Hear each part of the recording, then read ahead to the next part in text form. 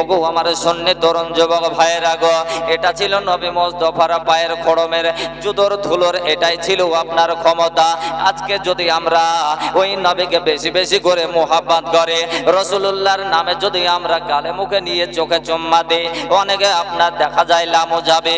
এ ফারাজি তারা সেরেকে ফতোয়া দিয়ে দেয়, বেদাতি ফতোয়া দিয়ে দেয়, কেননা তারা নবীর প্রতি তাদের মোহাব্বত নাই, রাসূলুল্লাহর প্রতি তাদের যেন ভালোবাসা প্রেম নাই। এ বাবা আমার ভাইরা গো, আপনি যতই আমল করেন না কেন, যতই আপনি কোরআন তেলাওয়াত করেন না কেন, যতই আপনি নামাজ রোজা করেন না কেন, সবকিছুই বেকার হয়ে যাবে।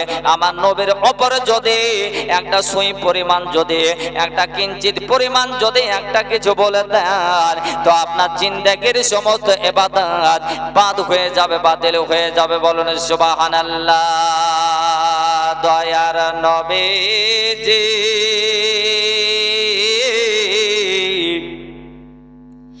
কোন বাদেশে আছেন জাগিয়া, দয়ার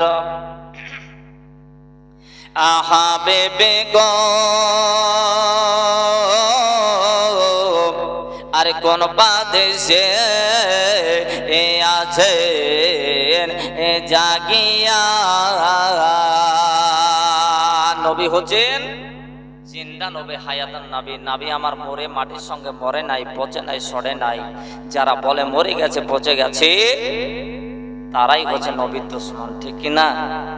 নবী আমার এখনো পর্যন্ত উনি জিন্দা আছেন, নিজের রওজাতে রাসূল আমার উম্মতের জন্য কাঁদেন। বলেন সুবহানাল্লাহ। দয়ার নবীজি আর কোন বাদেশে আছেন জাগিয়া, দয়ার নবী গো,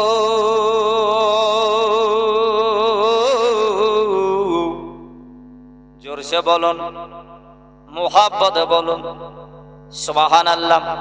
আর কোন বাদেশে আছেন জাগিয়া,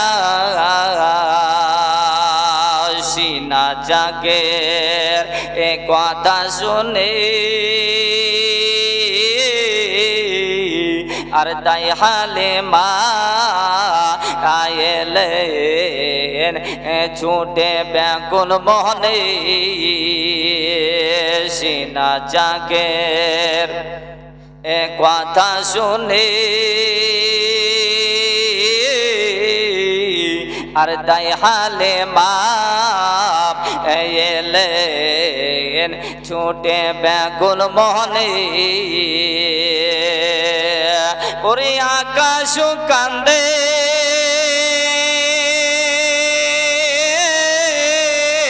আরে বাতাস কান্দে, ও গো নবী নবী বলে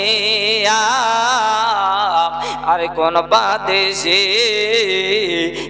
আছেন জাগিয়া।